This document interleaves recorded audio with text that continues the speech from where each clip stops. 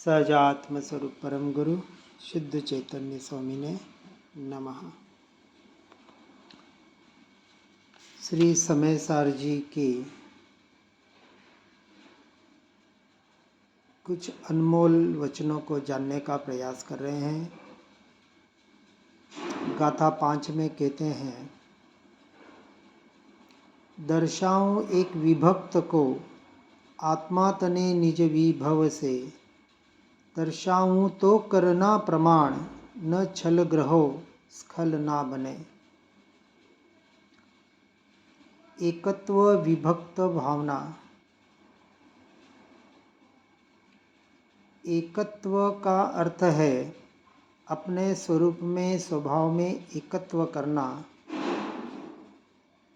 जो कल हमने देखा कि पर से जुदा एकत्व की उपलब्धि आज दुर्लभ हो गई है। इसलिए जो सभी से भिन्न है, न्यारा है, ऐसे एक विभक्त को मैं दर्शाता हूँ। किसके आधार पर? तो कहा निज वैभव से अपने आत्मा के स्वरूप को, स्वभाव को, यानी शुरुआत में ही कह दिया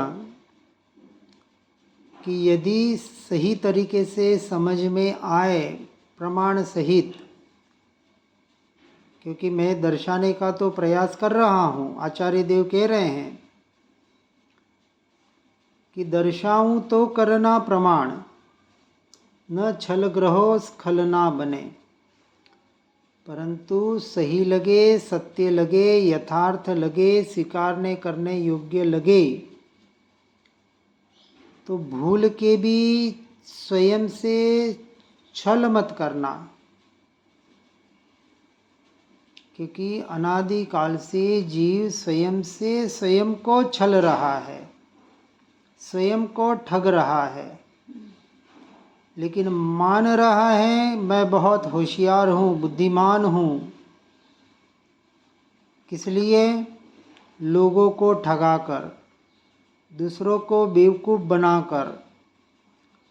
क्योंकि बिना ठगाए, बेवकूफ़ बनाए जनरली कोई करोड़पति, अरबपति नहीं बन सकता। लेकिन उसे पता नहीं बाहर दूसरों को छलकर जो खुश हो रहा है, ठगकर खुश हो रहा है, और बाहर के वैभव को जो अपना वैभव मान रहा है, और उसी वैभव को, उस परिग्रह को, बाहर की भौतिक सुख सुविधाओं को बढ़ाने में लगा हुआ है और उसी में अपनी बुद्धिमानी मान रहा है। ज्ञानी पुरुष जिसे अपने स्वरूप का, स्वभाव का, निज वैभव का भान नहीं है, उसे मूर्ख से मूर्ख महाशिरोमणि कहते हैं। चाहे डॉक्टर हो, इंजीनियर हो, पढ़ा लिखा हो, धनाढ्य हो, बलवान हो, कोई भी हो, 8 प्रकार के जो मद बताए जिसमें जीव अहंकार करता है, अपने आप को होशियार मान रहा है। यहाँ बुद्धिमानी का अर्थ है, सच्चा बुद्धिमानी वह है जिसे अपने स्वरूप की, स्वभाव की खबर है। अभी सम्यक दर्शन हुआ या न हुआ, परंतु अपने निज वैभव को जिसने स्वीकार भी कर लिया कि वास्तविक संसार का स्वरूप नश्वर है, क्षणभंगुर है, विनाशी है, एक भ्रांति मात्र है, जहाँ सच्चा सुख आज दिन तक न किसी को मिला है, न मिल सकता है। अब ऐसे सच्चे सुख को, सच्चे निज वैभव को, जो अपने स्वरूप में, अपने स्वयं में, अपने भीतर में, यानी आत्मा में पड़ा हुआ है, ऐसे निज वैभव को यहाँ दर्शाने का प्रयास करते हैं एकत्व विभक्त मार्ग के द्वारा। तो कहते हैं, कहना का अर्थ है यहाँ समझना, दर्शाकर प्रमाण करना। इसका अर्थ ये नहीं हुआ कि 5 इंद्रियों के द्वारा, मन बुद्धि विषयों के द्वारा इसको प्रमाण किया जा सकता है। पूरा विषय श्रद्धान का है। यदि हमें सच्चे देव गुरु शास्त्र का, सच्चे धर्म का श्रद्धान हो जाए, जो श्रद्धान इस जीवने परद्रव्य परभावों में करके अपने आप को मिथ्यात्व रूप अज्ञान दशा रूप परिणमित किया है, क्योंकि आत्मा की स्वयं की भूल है। जड़ पुद्गल बिचारा क्या करे, कर्म बिचारे क्या करे, वो कुछ नहीं कर रहे हैं। जीव अपने आप की स्वयं की पहचान न होने की वजह से बाहर में मैं मेरापना करके, अर्थात पर में, जो आत्मा से संपूर्णतः भिन्न है ऐसे परद्रव्य और बाहर के संयोगों से, पर के निमित्त से होने वाले परभाव या संयोगी भाव जो आत्मा से हो रहे हैं, परंतु पर के लक्ष्य से होने की वजह से उसको भी पर की श्रेणी में रख दिया। आत्मा से भले हो, लेकिन आत्मा के नहीं है, आत्मा में नहीं है, मुझ में। आत्मा की जगह स्वयं को ग्रहित करना है। इसलिए हे भव्य जीवों, कहते हैं, बहुत छल लिया अपने आप को, अब छल से ग्रहण मत करना। जैसा हम कहते हैं वैसा यथार्थ भीतर झांक कर देखना, श्रद्धान करना, अनुभव करना और फिर उसके आधार पर आगे बढ़ना।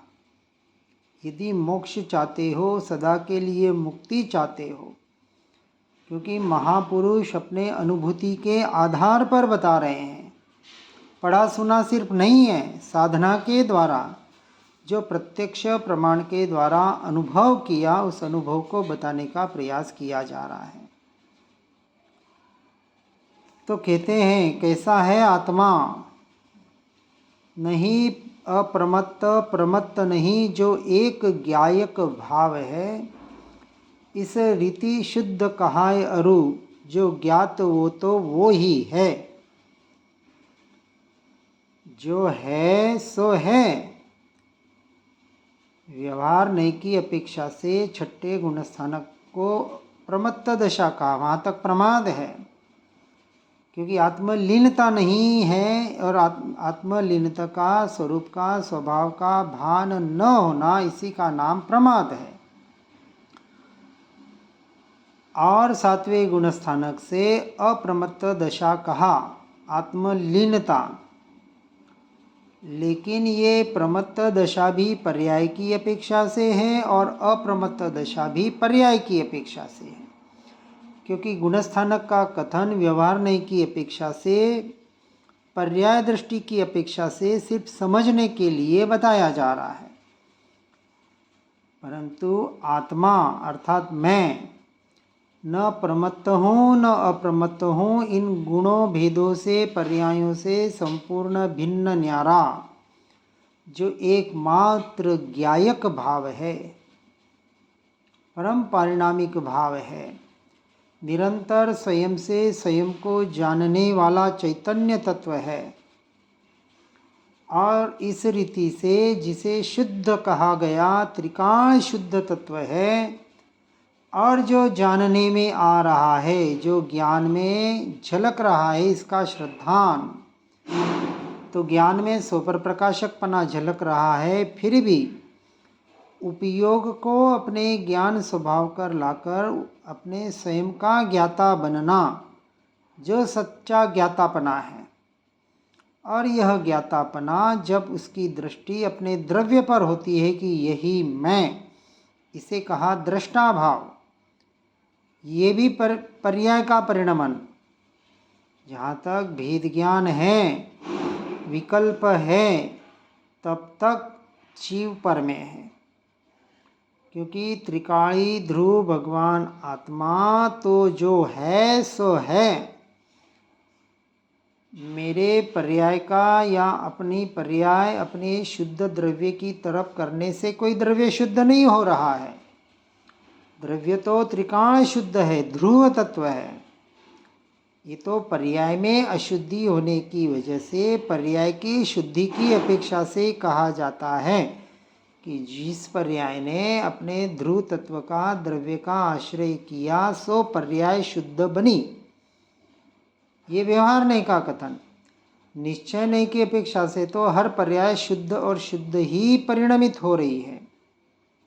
इसका यथार्थ श्रद्धान करना यही एकमात्र मोक्ष मार्ग का उपाय है और कोई दूसरा उपाय नहीं है। इसलिए गाथा 11 में कहते हैं व्यवहार नए और निश्चय नए। इसको हमने पहले भी समझने का प्रयास किया था। व्यवहार नए अभूतार्थ दर्शित और शुद्ध नए भूतार्थ है। भूतार्थ आश्रित आत्मा सददृष्टि निश्चय होय है। क्या कह रहे हैं? व्यवहार नए की अपेक्षा से, नए निक्षेप प्रमाणों की अपेक्षा से, सप्तभंगी की अपेक्षा से, पर्याय गुणों की भेदों की अपेक्षा से, जीव प्रमाण मार्गणा स्थानक, जीव स्थानक, गुण स्थानक आदि के आधार पर सिर्फ एक बाहर की अवस्था की अपेक्षा से कथन समझाने के लिए स्याद्वाद की शैली से अनेकांतवाद में जाने के लिए समझाया जाता है। परंतु यह व्यवहार नए शुद्ध नए की अपेक्षा से, निश्चय नए की अपेक्षा से अभूतार्थ है, हेय है, त्यागने योग्य है। लेकिन पूर्व की भूमिका में पूरी तरह से इसको समझना पड़ेगा और फिर यानी व्यवहार निश्चय को यथार्थ रूप से समझकर, पर को पर रूप समझकर, मानकर, जानकर, श्रद्धान कर और स्व को स्वरूप समझकर, जानकर, मानकर, श्रद्धान कर, दोनों का श्रद्धान यथार्थ, पर का श्रद्धान नास्ति की अपेक्षा से, ये मैं नहीं और मेरे नहीं, इसलिए उसके स्वरूप को भी समझना पड़ेगा जिससे हमें उपयोग को हटाना है। और उसको भी समझना पड़ेगा, उस तत्व को, अपनी आत्मा को, स्वरूप को, स्वभाव को, जिसमें अपनी पर्याय को स्थिर करना है। परंतु व्यवहार ने अभूतार्थ दर्शित होने मानकर, श्रद्धान कर एकमात्र शुद्ध निश्चय नहीं ही भूतार्थ है। और ऐसे भूतार्थ पर आश्रित जो आत्मा मैं, यही सददृष्टि यानी सच्ची दृष्टि का निश्चय नय का विषय है। इसका यथार्थ निर्णय करना, इसका निश्चय होना कि मैं एक त्रिकाली ध्रुव चैतन्य स्वभावी भगवान आत्मा ही हूँ। मेरे असंख्य प्रदेश अनंत गुणों के अलावा एक अणु परमाणु मात्र भी 6 के 6 द्रव्यों में मैं और मेरापना करने योग्य नहीं है। ऐसे दृष्टि का नाम सददृष्टि है, सच्ची दृष्टि। और इसके आधार से ही जीव यदि आगे बढ़ेगा तो मोक्ष मार्ग का अधिकारी बन सकता है। अब आगे कहते हैं, भूतार्थ से जाने अजीव जीव पुण्य पाप रु निर्जरा, आश्रव संवर बंध मुक्ति ये ही समकित जानना। 13वां श्लोक आ गया ना? ये 13वां श्लोक। यहाँ जब हमने जो सम्यक दर्शन की 4 स्टेज देखे, उसमें दूसरी परिभाषा तत्वार्थ श्रद्धानम सम्यक दर्शनम, ये पहला व्यवहार नहीं की अपेक्षा से, दूसरा व्यवहार निश्चय नहीं की अपेक्षा से, तीसरा निश्चय व्यवहार की अपेक्षा से और चौथा निश्चय की दृढ़ता की अपेक्षा से। सद्देव सद्गुरु सद्धर्म श्रद्धानम सम्यक दर्शनम, उसका भी यथार्थ स्वरूप समझना है। सिर्फ वेश आधारित इसको बार बार, जैसे अभी परमात्मा प्रकाश ग्रंथ की भी जो वाचना चल रही है, उसमें भी इस बात पे बहुत अच्छी तरह से खुलासा किया गया है कि सिर्फ बाहर बाहर बाहर से, अर्थात जीव अजीव पाप पुण्य आश्रव संवर निजरा बंध और मोक्ष, ये जो 9 तत्व है, 9 पदार्थ हैं, इनको भूतार्थ से जाने। अब समझना भूतार्थ क्यों कहा, अर्थात देखो ऊपर पहले बता दिया अभूतार्थ और भूतार्थ 11वीं गाथा में, कि व्यवहार नय अभूतार्थ है और शुद्ध निश्चय नय भूतार्थ है। तो स्पष्ट अब आगे की गाथा में इसलिए कहा कि भूतार्थ से जो इस 9 तत्व को जाने, निश्चय नय की अपेक्षा से। अब निश्चय नय की अपेक्षा से जीव और अजीव मुख्य 2 तत्व, पाप पुण्य आश्रव बंध संवर निर्जरा और मोक्ष, ये व्यवहार की अपेक्षा से भले जीव के परिणाम कहे गए, निश्चय नय की अपेक्षा से तो पुद्गल के ही परिणाम है। अब भूतार्थ से देखना है इनको, पहले व्यवहार नय से जानना है। पाप पुण्य रूपी ये कर्मों का आश्रव होकर बंधक क्यों हो रहा है, ये इसलिए जानना है कि फिर उसका उपाय करना है। फिर खास संवर और निर्जरा किए बगैर मोक्ष नहीं होगा, तो वो कैसे करना, ये सारा व्यवहार नय का अभूतार्थ विषय है।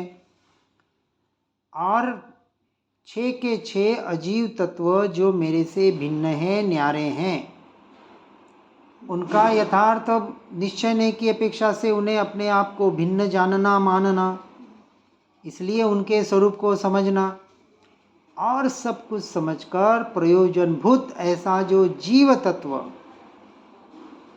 ऐसे भूतार्थ से जब अपने तत्व की तरफ दृष्टि करोगे, परद्रव्य प्रभावों से हटाकर,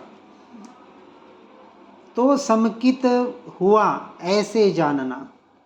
समकित की परिभाषा बताई कि 9 तत्व को अभूतार्थ अर्थात व्यवहार नय से, भूतार्थ अर्थात निश्चय नय से जानकर मानकर, व्यवहार नय से दृष्टि को हटाना, और भूतार्थ नय अर्थात निश्चय नय से, निश्चय नय में एकमात्र स्वरूप और स्वभाव की ही चर्चा चलती है, अन्यथा उसमें कोई दूसरी बात नहीं है। इसलिए इस बात को यथार्थ रूप से समझकर तत्वार्थ का श्रद्धान अर्थात अपनी आत्मा का यथार्थ श्रद्धान और परद्रव्य पर भावों का अश्रद्धान, वहाँ से दृष्टि को हटाना, उपयोग को हटाना, ये व्यवहार का कथन, और अपने स्वरूप और स्वभाव में अपने उपयोगों को अपने दृष्टि को स्थिर करना, ये निश्चय नय का कथन। इसलिए निश्चय नय तो एकमात्र स्वरूप और स्वभाव रमणता की ही बात करता है। इस बात को यथार्थ रूप से सुनकर समझकर अपने जीवन को आत्ममय बनाकर इस मनुष्य भव को सफल बनाने का प्रयास और पुरुषार्थ करें। इसी भावना के साथ ओम नमः सिद्धम। जिनवर प्रभु की दिव्य ध्वनि जो शुद्ध बोध स्वरूप है, स्यादवाद से जो है अलंकृत शारदे श्रुत रूप है, सिद्धांत गुण पर्याय चतु अनुयोग में विस्तार है, महिमा मई जिन वाणी माँ को वंदना शतवार है, वंदना शतवार है।